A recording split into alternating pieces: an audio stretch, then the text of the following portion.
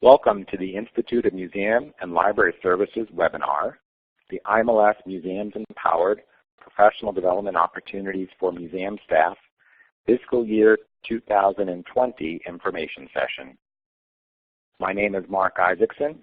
I'm a Senior Program Officer here in the Office of Museum Services, and speaking on behalf of the rest of the staff in the Office of Museum Services, we're delighted that you're interested in preparing an application for the IMLS Museums Empowered Grant Program. The topics we will cover today in today's webinar are listed on this agenda: where to find information, Museums Empowered Program goals, funding eligibility criteria, choosing a project category, project activities, allowable and unallowable costs, application components, narrative review criteria, where to learn more, and application tips and next steps. So let's get started. This webinar is one of a series designed to help you find the information you need to create a competitive application for IMLS museum funding. Choosing a funding opportunity for FY2020 was pre-recorded and is available as a video and as a PDF of the slides, including a transcript, on our website at the link identified here on this slide. In the Choosing a Funding Opportunity webinar, we cover the IMLS vision, mission, and strategic plan with an emphasis on how they influence our grant making. We also address institutional eligibility, provide a quick overview of all our funding opportunities with a focus on how to find information online on our website. And we also cover the 3 places you must be registered in order to apply for an IMLS grant. In addition to the webinar today about Museums Empowered, we're hosting, recording, and making available on-demand webinars for all our museum grant programs. And those are all going to be, this is the last in that series, and they'll all be available on our website in the webinar archive.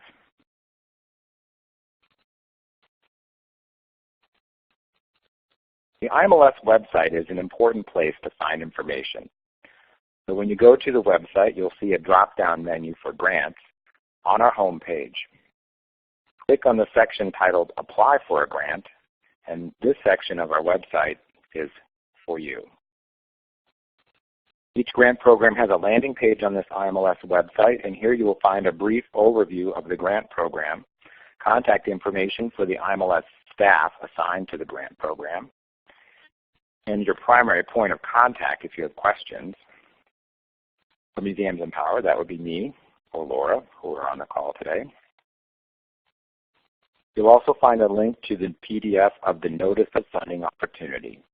The Notice of Funding Opportunity, sometimes referred to as the NOFO, N-O-F-O, is the official instructions and guidance for how to prepare, complete, and submit an application for funding. The text and information I'm using in this webinar derive from the instructions and guidance found in the Notice of Funding Opportunity. A NOFO is available for each of the grant funding opportunities. Now let's discuss the Museums Empowered Grant Program in more detail. Museums Empowered is a special MFA initiative with the goal of strengthening the ability of an individual museum to serve its public. That's the base goal for MFA. The difference in Museums Empowered is our focus is on using professional development, cross-cutting various departments, to generate systemic change within the museum. With this special MFA initiative, IMLS is encouraging applicants to invest in the professional development of museum staff, volunteers, interns, and others to enhance their skills and ensure the highest standards in all aspects of museum operations. We expect that Museums Empowered projects will utilize comprehensive strategies and frameworks to support professional development. Projects should cross-cut various departments and result in systemic change within the museum.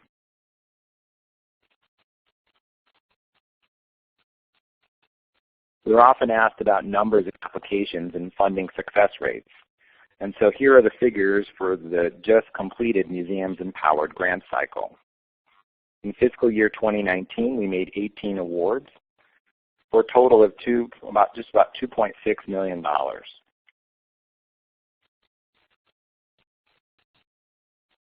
We expect the same amount of funding to be available in 2020.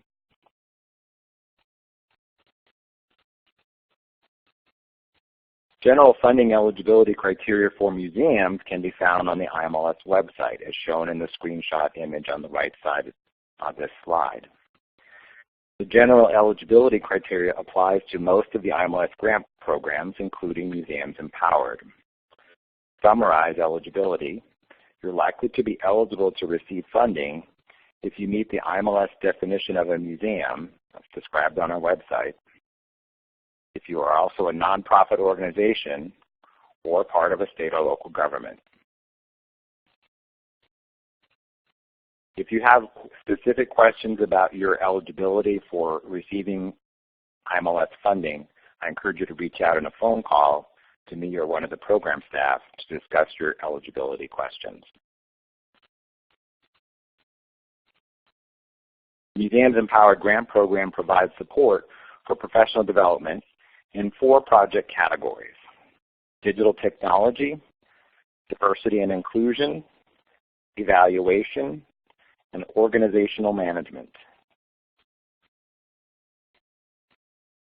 It's important for you to think about which category is going to fit best with your project. Why is this important? Well, for one thing, your application will be reviewed by museum professionals who have experience and expertise in these general categories. And for another, your application will be competing against others who have chosen the same category. In short, the entire review process incorporates an assumption that your project will align with the category you've identified.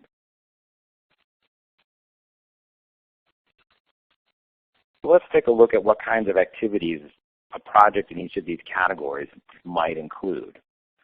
IMLS supports the work of museums in adopting and adapting the use of existing and emerging digital technology to transform audience engagement or collections care or communications or general operations.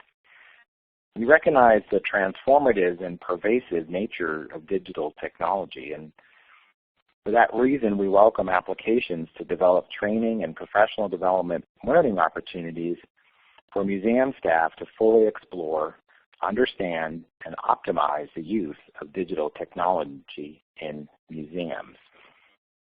Some examples of the types of projects that might be included in the digital technology category are listed on this slide.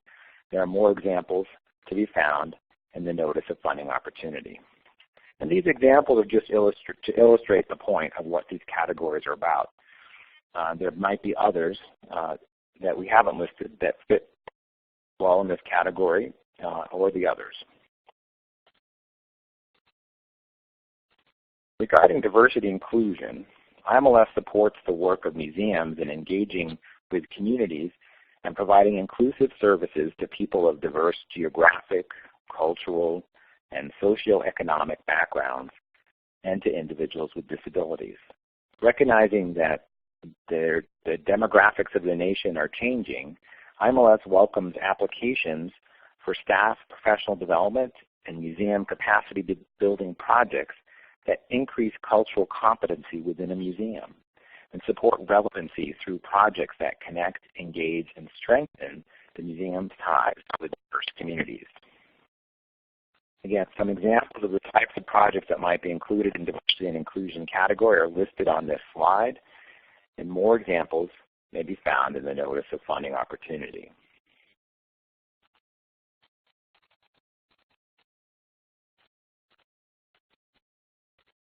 IMLS supports the use of robust formative and summative evaluation of museum programs, practices, and products to help museums best serve their intended audiences and demonstrate their impact to stakeholders.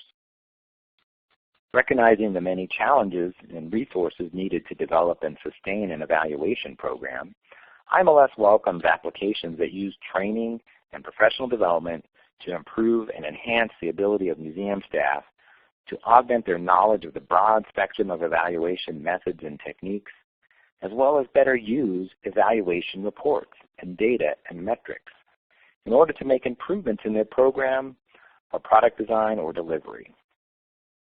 Some examples of the types of projects that might be included in the evaluation category are listed on this slide, and more examples may be found in the Notice of Funding Opportunity.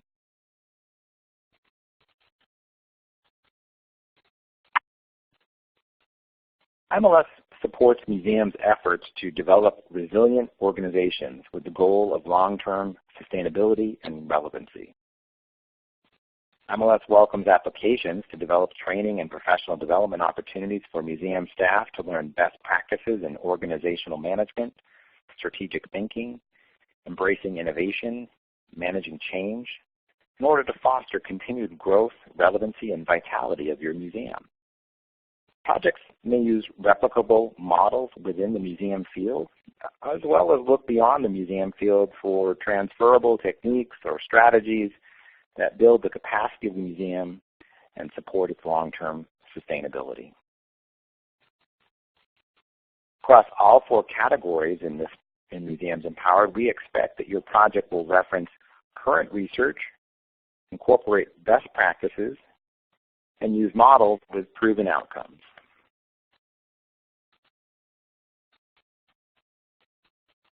Now, before we close our discussion of project categories, I'm just going to mention our guidance to help you make some choices if you feel like your project could fit in more than one category.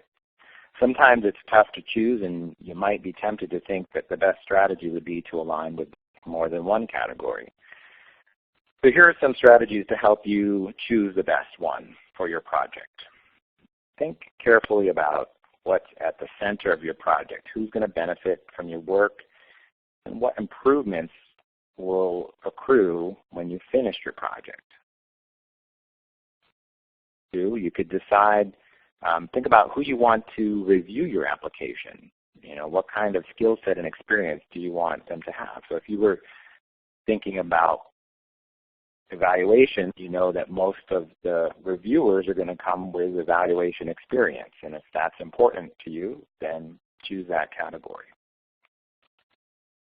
A third way to think about it is list all the activities you plan to carry out and assign each to one of our categories and see which category gets the most. Where are most of the resources spent? So maybe you're doing an evaluation project that's going to involve digital technology, and you're not sure which part of the project has a preponderance in one category or the other. Our advice is to choose one project category and study the instructions for preparing the application as well as the review criteria and write your proposal accordingly. And as always, if you have questions, call the IMLS staff to discuss them. The thing to remember about these categories is we've called these out because these are areas where we've heard from museums repeatedly over the years and from reviewers that these are areas where museums want a need to do sustained work, create systemic change within their institution, and that these are large subject areas that museums are wanting to do work in. So that's why we've called out these categories. The Museums Empowered Notice, let's turn to the 2 CFR 200, where we talk about allowable and unallowable costs for your project. Be very careful in preparing your proposal and include only allowable costs in both your IMLS ask and your cost share. To do otherwise will hurt your chances of getting positive reviews and being recommended for funding. I'll cover some of the most common expenses that are allowable and unallowable, but for details or in-depth descriptions, you'll want to look at 2 CFR 200. That's the cost principles for requirements and administrative requirements for all federal awards. These are available online and in a searchable format on the U.S. Government Print Publishing Office website listed on this screen. In the Museums Empowered Notice of Funding Opportunity, we provided a partial list of the most common examples of allowable costs. They're pictured here in this slide. These costs may be part of what you ask IMLS to pay for, or part of what you're going to do in your cost share. The rules about allowability apply to both sides of the budget. So personnel, travel, materials and supplies, third-party contractor costs, publications, staff training, of course, internships, indirect, and overhead. All of these are allowable. We also provide a list in the NOFO of generally unallowable costs, again, both for IMLS funds and cost share. These costs may not be part of what you ask IMLS to pay for, nor can they be part of what you will pay for as part of your cost share. In fact, unallowable expenses can't show up anywhere in your proposal. These are fundraising costs, contributions to endowments, general operating support, acquisition costs for collections, general advertising costs, construction or renovation of facilities, social events, activities, receptions, research projects, and any pre-award costs, things that are going to happen before the award period. These are all unallowable. If you have any specific questions about allowable or unallowable costs, be sure to check these lists, look at the 2 CFR 200, or call one of the program staff here at IMLS to discuss your specific situation. Now that you have a basic framework on the amount of funding and the allowable costs for your project, let's review the multiple parts of the grant application that you will need to prepare. The application components are a series of documents you will upload in grants.gov that together make up your application. These application components fall into 3 categories. The first is required documents. All applications must include these. Omission of even just one can result in the exclusion of your application from further consideration. The second group is that of conditionally required documents. Some applications must include these. It depends on the nature of your institution or maybe some part of your project. In either case, omission of one of these would result in the exclusion of your application from further consideration. The third group of application components are supporting documents, and these are completely optional. Your application will consist of a series of individual documents, and it's very important to make sure you prepare and submit everything necessary to complete your application. All applications in the Museums Empowered program must include the 11 required documents listed on this slide. The 7 documents on the left side of this slide are created by you using a Word document or word processing program and then saving this as a PDF. Instructions for all of these required documents are found in the Notice of Funding Opportunity, and many of these have page limits. And if you exceed the page limit specified in the Notice of Funding Opportunity, we must remove the extras before your application goes out for review. Make sure your content fits into the page limits specified, and make sure the number of pages holds when you convert your document to a PDF. The application for federal assistance, the IMLS Supplementary Information Form, and the IMLS Program Information Form are online forms that you'll complete in the grants.gov environment. The IMLS Budget Form is a fillable PDF. That's all the 11 required documents. The second category of application components is that of conditionally required documents. Some applications must include one or both of these, and it's your job to figure out which are required for yours. For example, if you're applying as a nonprofit organization, then you must include your proof of nonprofit status letter issued by the IRS. If you're using a federally negotiated indirect cost in your budget, then you must include a copy of your final rate agreement.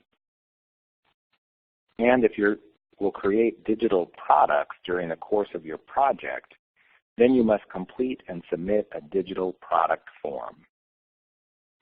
Please note that the term digital product includes any digitized or born digital content, resources or assets, software, or research data. Please check out this form for more specific examples. If you're creating any of these types of materials, you must include the form with your application. The third group of application components is supporting documents, and supporting documents are completely optional. You may submit some or none. We urge you to make good decisions here and include only those that supplement the narrative and that support the project description that you've provided in the narrative and the other parts of your application. This is not the place to introduce new information. We also recommend that you be respectful of your reviewer's time and avoid any temptation to include hundreds of pages of extraneous material. Be judicious, and that really does help you. Include what is important and helpful that you think reviewers are going to enjoy reading, and stop there.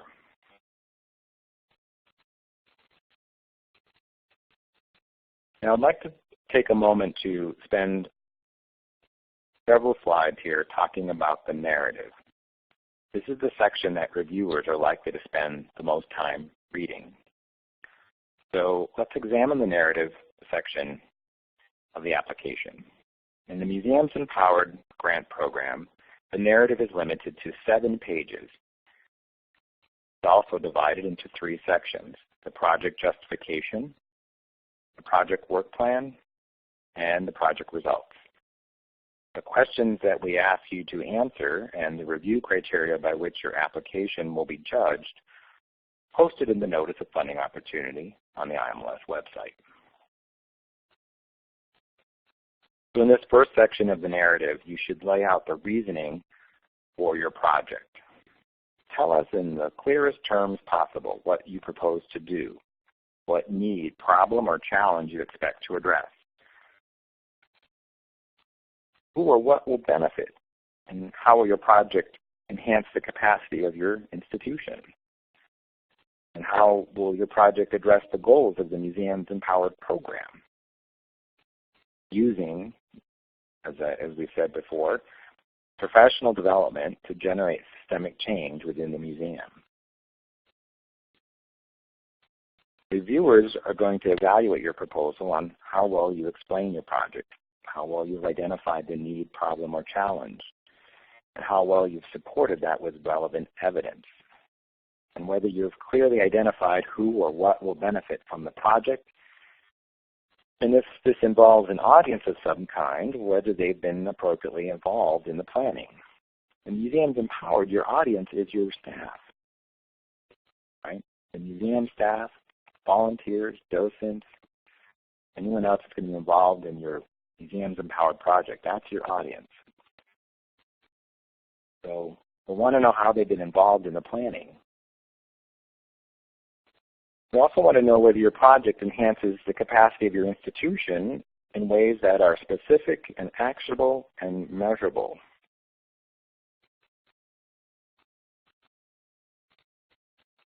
Now, because the need, problem, or challenge is a foundational part of your application, I want to keep these points in mind. Remember that the federal government wants its investment to result in something getting better.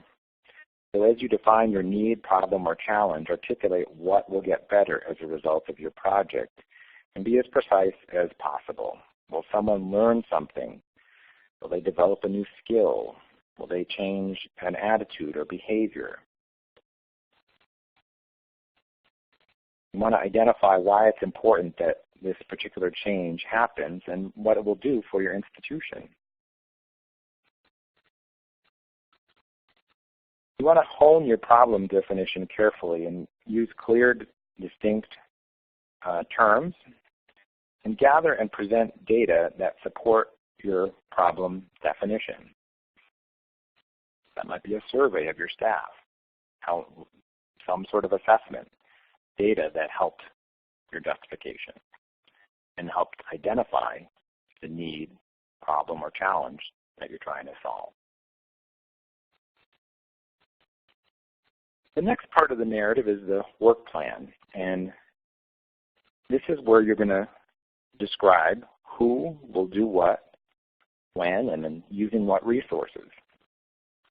We ask you to tell us what specific activities you will undertake, who will plan and implement and manage your project, when and in what sequence your activities will occur, what financial, personnel, and other resources will be needed to carry out the activities, how you're going to track your progress toward achieving your intended results, and with whom you're going to share those results at the end, right?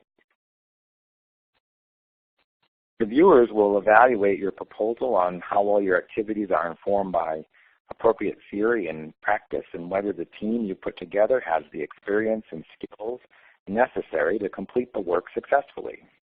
They'll look to see whether your schedule is realistic and achievable. And they'll also be looking at whether the time and personnel and financial resources you identified are appropriate for the scope and scale of your project. They'll look at your evaluation and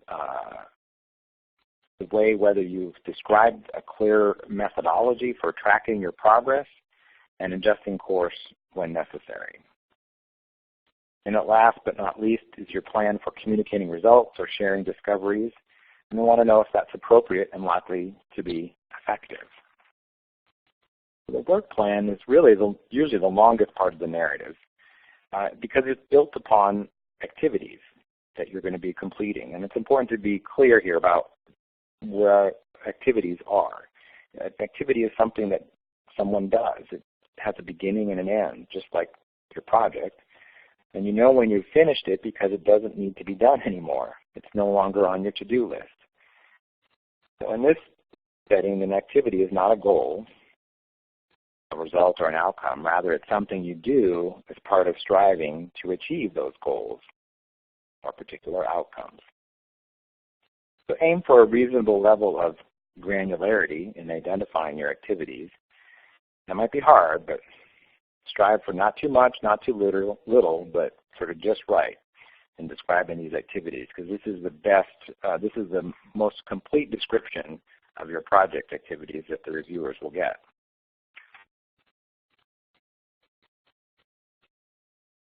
The final section of the narrative is the project results.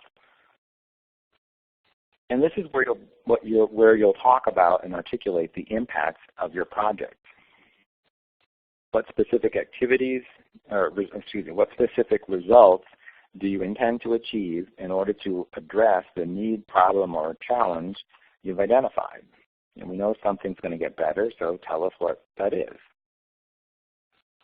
You might want to talk about any tangible products that will result from your project, and also address how you're going to sustain the benefits of your project beyond the lifespan of this particular grant. And the reviewers are going to give us their opinions on how well you've designed a feasible plan for collecting and reporting data, how likely the improvements that you propose will be realized, will the tangible products that you're going to create, what are they going to, will they be useful, and whether your plan for sustaining the benefits of the project are reasonable and practical. I want to mention a little bit about results here, because we often hear that defining intended results and success measures is challenging for applicants. So let's think back to the questions that we referenced a couple of slides ago when we talked about defining the need, problem, or challenge that your project is addressing. Now, if you said someone will learn something, how will you know? If you know a behavior is going to change, how are you going to know that that behavior has changed? Your problem is related to segments of your community being better able to work together. How will you know when that's been achieved?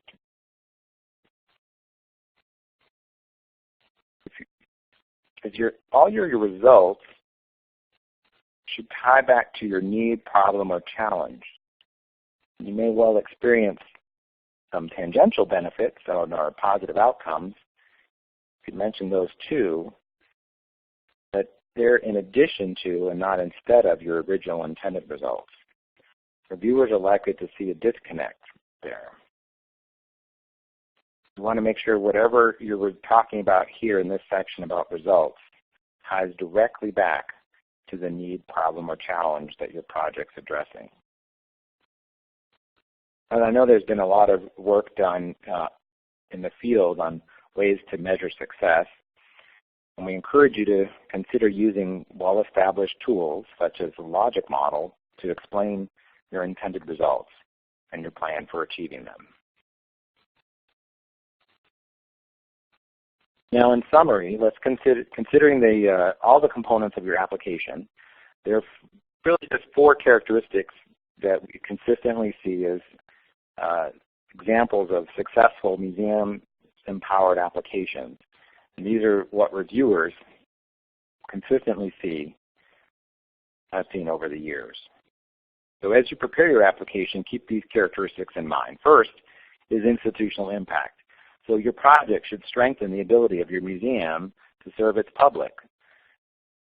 And the way that you're doing that is by using professional development activities to generate systemic change within your museum.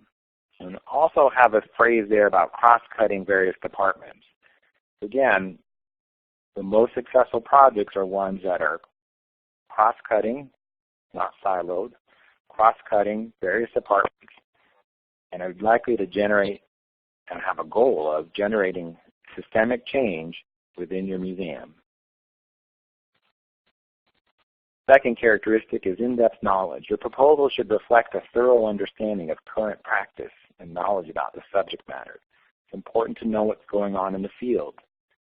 You may be copying a successful model from somewhere else. That's totally fine. You might be adapting a model from somewhere else to make it customized for your particular needs and uses. That's fine too. You may survey the field and say there's nothing out there that can help us. We're going to create something brand new. And that's also fine. The point here is to know what the field is, what's going on in the field, and be aware of it, and use it if it applies to your particular need, problem, or challenge. And if it doesn't, adapt it or create something new.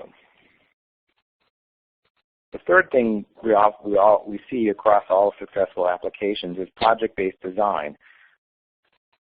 Your work plan, in this case, should consist of a set of logical, interrelated activities tied directly to addressing the key need or challenge, right? So a well-crafted project-based design is a hallmark of successful applications, because reviewers can clearly see what's happening, what's going to be done with the funding, and how it can be successful. And speaking of success, that's the fourth piece, demonstrable results. Your project should generate measurable results that tie directly to the need or challenge it was designed to address. So some results that gives reviewers a sense that, oh yeah, I can see those results. It's exactly what they were hoping for, and I can see how they're going to measure them and report them and know that they've been successful or not, right? An application that has all these 4 characteristics will stand out in the review process and will have the best chance of success for funding.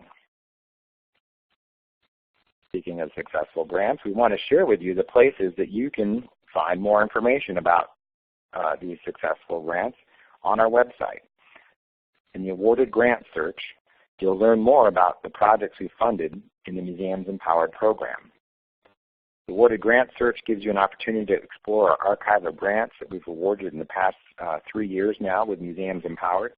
All of our grant programs are here, but the last 3 years, our Museums Empowered are all here. You can search by location or institution or keyword. Your search will find basic information about the award and a brief description of the project. And this can be extremely helpful as you put ideas together for your own project.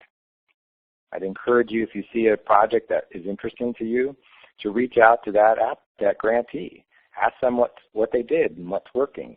Particularly if it's a project that's already underway, you might find something interesting about their implementation from talking to them.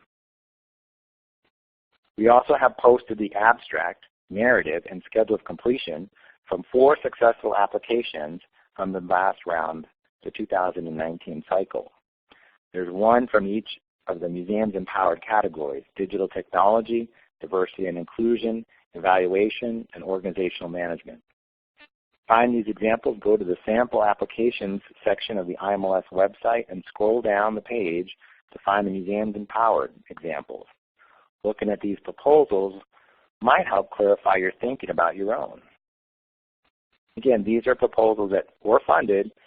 They're also proposals that the reviewers recommended we post because they said these are excellent proposals to read. Not that they're the best projects, they are very good projects, but they're also well written, and that's why we've chosen them as samples.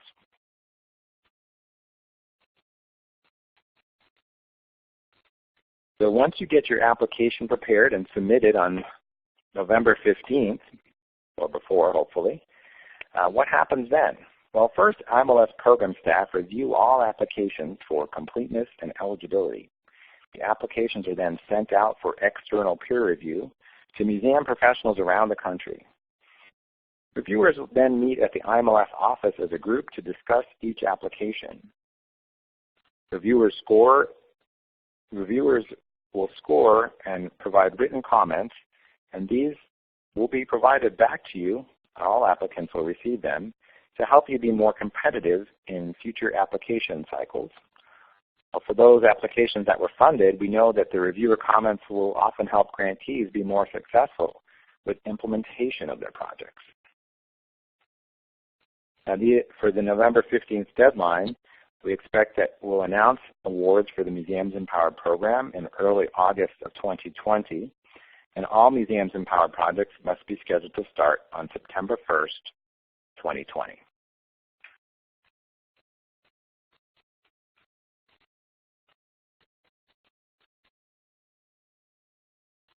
So in the final section of this webinar, I'd like to talk about a few tips that we've collected from our experience working with applications in this program as well as in the other grant programs here at IMLS. First, be sure to register early. You must have a DUNS number, an active SAM.gov registration, and a current and functional grants.gov registration. It's also crucial to remember that your SAM.gov registration expires each year and you must renew it. You can log into SAM.gov at any time and find out your status, and I would recommend doing that today if you're able to. Now, our legislation states that we can make grants only to eligible applicants that submit complete applications, including attachments, on or before the deadline. So here are some application tips to make sure you meet the deadline. Do your background research. Make it easy for reviewers to see that you are up to date and know what you're talking about. Follow the narrative outline and the notice of funding opportunity, and use headings in numbered sections or even with questions directly to make it easy for reviewers to read your narrative. Avoid generalities and acronyms and jargon. The people who review your application are experts, but they may not be totally familiar with your particular field's shorthand. So make it easy for them to understand what you mean. Check your spelling and grammar and your math, particularly in the budget. That all counts. You should also ask a colleague to review everything with fresh eyes before you submit your documents. Nice in that situation then to act like a reviewer who's seeing it kind of like for the first time. You want to be sure your application is complete. Check it against the table of application components, which lists all the required and conditionally required documents. And then submit to grants.gov early so you can have time to correct errors. Don't wait till 11:59 p.m. on the day of the deadline. So to recap your steps, visit IMLS.gov and read the notice of funding opportunity. Check your organization's registration with both SAM.gov and grants.gov. Connect with us. You're doing a webinar, which is great. You might want to listen to some of the other ones if you're interested in other grant programs.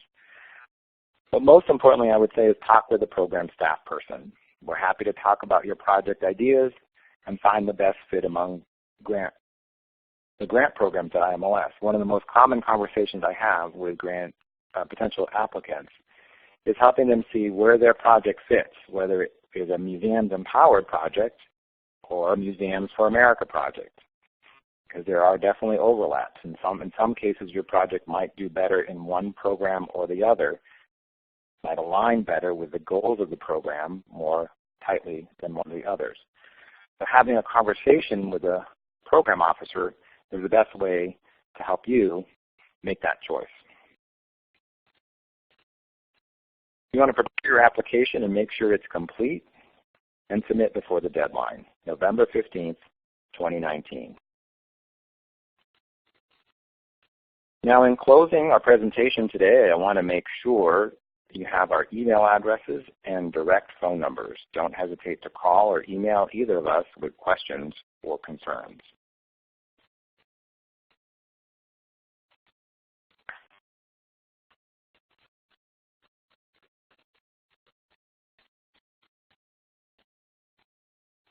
Thank you, Mark. This is Laura. I'm